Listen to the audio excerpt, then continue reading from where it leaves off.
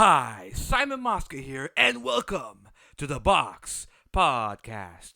On this episode, I am doing a recap of episode 6 of Survivor Season 40 Winners at War.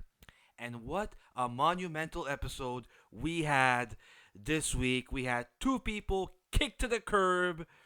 We had the first time somebody actually spent their fire tokens. In fact, fire tokens was kind of a big deal this episode. We have a lot to get to. We're also going to do a rundown of fire tokens. Who has how many? Who has the most? Who has the least? We're going to do a rundown of advantages. And we're going to talk about what happened in this episode. All that and more tonight on the Box Podcast. Let's hit the intro.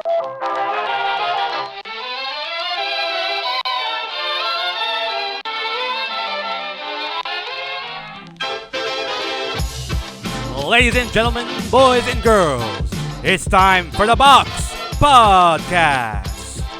And now, here's your host, Simon Mosca.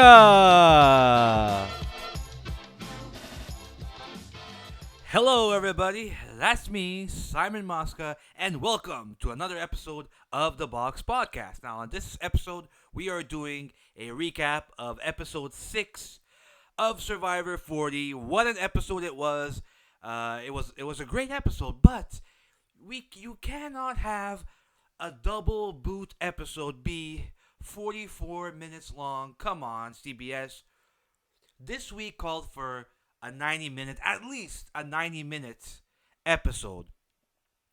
I mean, there was so much to cover, and it felt like the episode went by so quick. We waited a whole week for this. Finally, it's here, and then it's gone like the wind. Yeah, I wish we had a longer damn episode. But let's not complain. Let's look at the positive. It was a great episode despite losing two major players, and it was sad to see both of them go. But let's rewind. Let's go back to the beginning of the episode. We have the Yara tribe, or whatever their name is, the Green tribe. Minus Boston Rob, who they kicked out and they sent to the edge of extinction last week. Now, for them, it's like going into work and the manager is not there, and you can breathe a sigh of relief. And look how happy they were to be there without Boston Rob. And that, Boston Rob, one of the greatest players in the game, an icon, but that was his downfall. People shouldn't be cheering your exit. Part of having a good social game, folks, is that people like being around you. So that's where his downfall went. His brash style of playing did not work with this cast. It may have worked on Redemption Island, but not with these guys. They were happy to see him go, especially Ben, who rubbed the wrong way. That sounds homoerotic, but don't take it that way. It's, I mean, Ben does have a cowboy hat. Brokeback Mountain. Anyways, let's not go there, all right? Let's be sanitary, folks. We're in the middle of a pandemic here. Where was I? Oh, yeah, the Yara tribe celebrating Rob's demise. And then we have the Edge of Extinction. I like the Edge of Extinction this week because we got to see a bit of it, but it didn't take up too much time. And it was great. We saw somebody spend a fire token for the first time this season. And it was for a jar of peanut butter. Who expected that? Come on, nobody expected that in a season of greats. An all-winners season, winners at war. You would think that the first time somebody uses their fire tokens would be for a game-changing advantage or something along those lines. But it was a jar of peanut butter. And you can't fault Tyson for that. I mean, if he feels like he's not going to make it, he's not going to survive, he's not going to win that challenge to come back in the game, why not have a jar of peanut butter? Fuel yourself. Give yourself that much needed protein. Was that stupid or dumb? It depends on who you ask. But if you feel like you're not going to make it out of there, why not? I think Sandra is going to do something along those lines. I mean, she has no tokens now, but if she does get a token, I have a feeling she might do the same Or hell, I would not be surprised if she actually raises that white flag. You never know. It's not an impossibility. However, I will say this: we don't know what the challenges are going to be like. The ones that decide who comes back into the game from the edge of extinction, okay? It might not be completely physical. It could be a puzzle. It could be something that involves multiple different skills. It could be endurance. Natalie is a beast. And if I had to guess which one of these people is coming back, I would guess Natalie. But like I said, you never know. These challenges can be anything.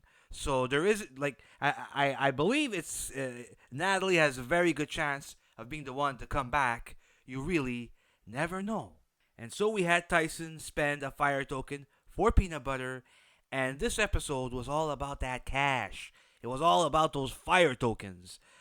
We saw Wendell negotiate with Parvati. Really dumb negotiation, by the way, Wendell. That is, I found that to be really stupid. And you're, if I was Parvati, I would be pissed, and she was pissed. But it's like you're insulting Parvati's intelligence. Like, give me your fire tokens, and then I'll vote your ass out, and you'll willingly give me your fire tokens. No, no, Wendell, not gonna happen. All right. We saw Sandra make a similar deal with Denise, but at least Sandra said, I'll give you one now, I'll give you one later. It's like a drug deal. I'll give you half the cash now, you give me the goods, and I'll give you the other half. You know what I mean? It makes a little bit more sense than Wendell's deal. And remember, Wendell, these people are going to be on the jury, okay? So play smart. Don't burn your bridges. This is a big game. This is for $2 million. Whatever. Wendell pissed me off this episode. I still respect the guy, good player, but he pissed me off. And apparently he pissed off a lot of people on social media as well. They had their guns out ablazing, attacking him. Look, guys, if you're mad at a player and you want to tweet about it, fine. But you don't need to involve the actual player and tweet at the player. Can you people stop doing this? It's ridiculous. But anyway, we had two people go. We lose Parvati, then we lose Sandra, and it was a kick in the nuts when we lost Parvati, and it was a second kick in the nuts when we lost Sandra. This was not an easy episode to watch. Fun, but not easy, because we lost two phenomenal players. And I just had this exchange on Twitter, okay? Someone was saying because Sandra used her idol as a bargaining tool with Denise, and Denise took her idol and used it to get rid of Sandra. What a nice move. Big, bold, smart boss move. Fantastic. But the debate was, how come when Eric gave up his immunity necklace on Survivor Micronesia, which by the way Parvati won, how come people call that the stupidest move in history and it gets replayed over and over again? And everyone called Eric the dumbest Survivor player of all time when he did this. How come Sandra using her idol as a bargaining tool doesn't get the same attention as Eric's move? And how come nobody's saying it's the dumbest move in the game? Well, let me explain why right now. As soon as I finish taking these sips of a much needed coffee. Okay. Whoops. I almost spilled my coffee on my laptop. But anyways. Sandra giving Denise her idol ended up being terrible for her game. I mean, it got her out. So why is it not as stupid as Eric giving up his immunity idol? First of all, different instances altogether. Eric had an immunity necklace that he won in an immunity challenge. He can't save it. He has to use it then. And he was on a tribe with women that were pissed at him because they caught him doing side deals and making similar deals with everybody out there. So they were pissed off at him, and they had their guns out. They were going to get rid of this guy. But lo and behold, he wins a much-needed immunity challenge, and he is saved. Or so we thought. He was destined to get his torch snuffed. He knew it. The girls knew it. We watching knew it. Everyone knew it. So when he won that necklace, it was a saving grace. But then these women get in his ear. They manipulate him. They tell him, we don't trust you. You lost our trust in us. First of all, Eric, they were gonna vote you out. So these women should not be talking about trust and they're hurt. They had your name written down already. They had your head in a guillotine, and they were sharpening the blade. So you should have just said, too bad, so sad. But no, this guy decides to give up his immunity necklace, and he gets his ass sent home. Goodbye, nurse. Adios, Eric. Now, Sandra, different situation altogether, because it wasn't a known thing that Denise was going to vote her out. They had many conversations. It looked like Denise was going to play along with Sandra's plan. And Denise did a fantastic job of making Sandra believe that. Sandra's idol was used as a bargaining tool. It was not used as a way to gain back trust and stuff like that. So it's a different situation. Also, if Denise would have followed along with Sandra's plan, then giving up her idol, it would have been a smart move. So it all depends on the result. Whereas Eric, let's say for some strange, nonsensical reason, giving up his idol and he still wouldn't have gotten voted out, it still would have been a stupid move. People would have said, okay, he didn't get voted out, but still what he did was insanely stupid. Whereas with Sandra, it's all relevant on the result. So, and using these fire tokens, using an advantage as a bargaining tool, it's part of gameplay. This is season 40, and you have to make big moves. And for me, I mean, what makes a move a big move? For me, there has to be risk involved. Like Denise's move, biggest move of the game so far, but huge risk. She had 2 idols. She gave up 2 idols to make this move. So that's a huge risk because now she's in the game with no idols. But the payoff was that she got rid of an enormous player in Sandra. So that's a big move. But somebody else could look at it and say, oh my god, Denise is so stupid. She used an idol on Jeremy.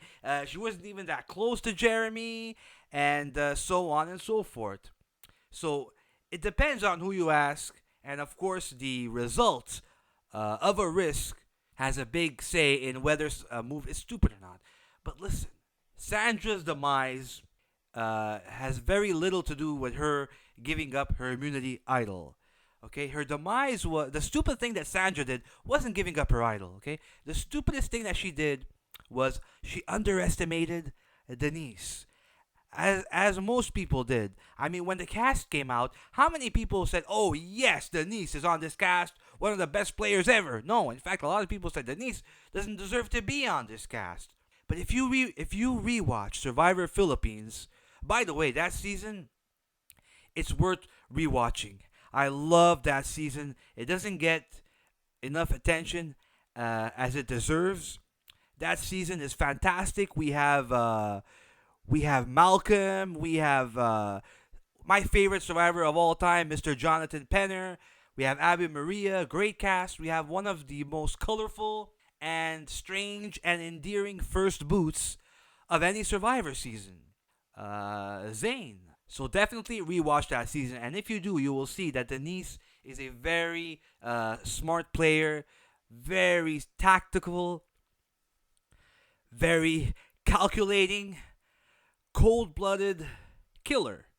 That's Denise. And Sandra, I mean, at Tribal Council, she listed how many. She listed all the threats in the game, and she excluded Denise. Well, Denise is the one that sent you home, Sandra. She sharpened the blade, and she went in for the kill, and she made the biggest move of the game so far. This is a move that, I mean, if you appreciate the game of Survivor, you will talk about for a long time. People might not like Denise because she's not flashy and she's not over the radar type player. But sometimes these oh my god, tic tac, patty wag, give your dog a bone. What am I trying to say here? Tactful, taciturn. That's a good song, by the way, by Stone Sour. Taciturn. Anyways, let's. I'm veering off topic here. See, this move by Denise was so big that it got my tongue twisted up, and you know, it got Sandra twisted up and sent to the edge of extinction. But anyways, let's do a little rundown of what's going on in the game right now. The advantages. Who has what advantage? It's confusing. Let me clear it all up for you right now. Kim has an advantage. She has a hidden immunity idol. Jeremy has safety without power. I thought Jeremy might have used it last time. But no, he still has it. He can duck out of tribal council, but he doesn't have a vote. Sarah has steal a vote, which is still in play. Sophie and Sarah, they share an idol. They are both co-owners of a hidden immunity idol. And Parvati has the idol nullifier, but she's on the edge of extinction right now, so that idol nullifier is worthless. By the way, of all the advantages Survivor has, the idol nullifier is my least favorite. Can we please get rid of this stupid advantage? I really dislike it. Someone tell Jeff to get this thing out. Now, let's talk about Survivor economics. Who are the richest players in the game right now? Natalie and Michelle are the richest players. They both have 4 fire tokens. So they are rolling in that green. Actually, it's more of a golden auburn type color. But anyways, who are the poorest players in the game? They are Boston Rob, Parvati, Sandra, Tyson, and Sarah. They have no fire tokens. By the way, last week, Parvati was tied with Natalie for being the richest player in the game. And now she's out of the game. She's one of the poorest players. Do you see how quickly this game goes and how quickly things can change? It's crazy. Anything can happen. Now, let's do something that I do every week. I give stars and I give anchors. Now, if it's the first time you're listening, what the hell? What stars and anchors? What are you rambling on about, Simon? Well, let me explain. Every week, I give a handful of players the special title of the stars of the episode. These are players that really shined on the episode, whether it be strategically or they were just entertaining or they offered something of interest to me as a viewer of the show. This is a handful of players, around 3, 4, or 5 players every week. And then I give the most coveted prize in the history of humanity, the anchor of the episode. This prize goes to one person every week, and it goes to the person that I felt was the best. That prize, I mean, when people find out that they were awarded this prize, they cry, they weep. I mean, I gave this prize to Sophie last week, and Sophie, when Sophie found out that she was the anchor of the week last week, she left her house, was in the middle of the street, just crying, openly sobbing in public, pounding the pavement with her fists. I can't believe it. My life is now complete, she yelled. Okay, I made that up, but it could be. You never know. Anyways, I digress. The stars of the episode. Who are the stars of the episode this week? They are Denise, Tony, Sandra, and Tyson. Why? Why did I pick them? Well, Denise, it goes without saying. I mean, she did that fantastic, giant, big, bold move this week. So kudos to Denise. Tony, because we got to see the Tony from Cagayan that was hiding so far. And in his pre-game interview, he said, I'm not going to do any spy shacks. I'm not going to get paranoid. I'm not going to go crazy. Because last time I played, that was the end of me. He got out like second. And he's going to play a more reserved kind of game. And he did for about 15 days. But now, the paranoia, he couldn't help it, man. You cannot change people. You cannot change the foundations of who they are. And Tony, the real Tony, came out. It's like he shed his skin, and the real Tony, soaked in paranoia, came out hiding in his spy shack, and that was a lot of fun to watch. Maybe bad for his game, maybe stupid, but fun as hell to watch. And I enjoyed that. Sandra, why Sandra? Because she got a lot of airtime this episode. She was wheeling and dealing. It didn't work. She got her torch snuffed, but she was actually in control of the vote, and she would have been in control if it wasn't for Idol's advantages and the fact that she severely underestimated Denise, and that led to her downfall. But she was she was a major part of this episode, and that's why she's a star. And why Tyson? Because Tyson, the first person in the game to actually spend his fire tokens. This is a big deal. We had that scene where he found the advantage under the rock that he sold to Parvati. That scene where he was scarfing down peanut butter. Fantastic scene. And Tyson giving us the entertainment he is known to provide. Who doesn't love Tyson? You gotta love Tyson. So congratulations, Tony, Denise, Sandra, and Tyson. You are the stars of the episode. And now, it's time for the coveted Anchor of the Week title. Now, if you're listening to this, I strongly suggest maybe sit down, ground yourself. This is big, all right? Now, were it not for the COVID-19 virus that's soaking up all the media attention and frenzy, this would be front page news. This would be on CNN right now. As soon as this episode is available to watch, it would go on CNN. But no, everyone's talking about the virus, so it's not going to. But believe me when I say this, this is major news. Forget about the Oscar, the Emmy, all that crap. This is the real coveted award. And who gets this award this week? It is Miss Denise. That should come as no surprise. She made the biggest move of the game. It was a boss move. She dethroned the queen. She took away her crown, and she sent the queen to the guillotine. And, in addition, she took her idol away from her. She pocketed her idol and voted her off single-handedly. This is something that she did all on her own, and that is a major addition to put on your CV. All right, that's like when I worked at Walmart for a summer. All right, you put that on your CV, you can get any job you want.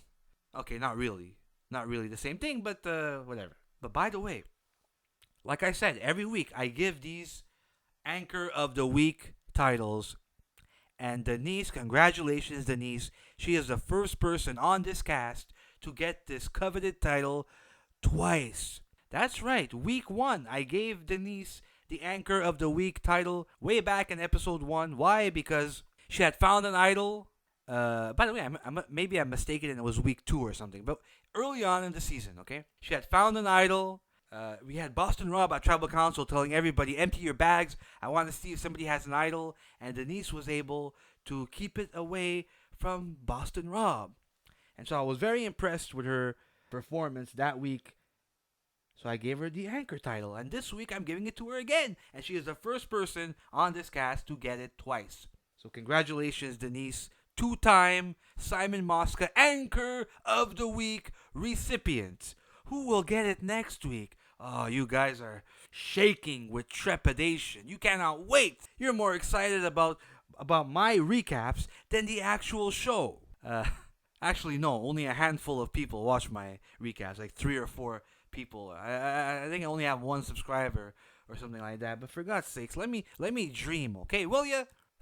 Anyways, thanks for watching this recap. This podcast, The Box, is available on Spotify and Apple Music and YouTube. However, on Spotify and Apple Music, I have to go back and delete the old ones. But on YouTube, you can go back and watch all my videos. I have been covering this season of Survivor since before it started. I cover Big Brother Canada as well. I do movie reviews. I do pop culture stuff. Why not just hit subscribe? It's completely free. You don't have to give me a fire token or anything like that. All you have to do is click subscribe. And if you like this video, why not click like? It's free. It won't cost you a damn penny. You people are quarantined in your house, locked in your house. Well, not literally locked in, but you're stuck. You have nothing better to do. You have plenty of time. Why not click like, tell your friends, share, I don't know, do something for God's sakes. This has been Simon Mosca for the Box Podcast. Thank you for listening and see you next time, jackass. Get scratching.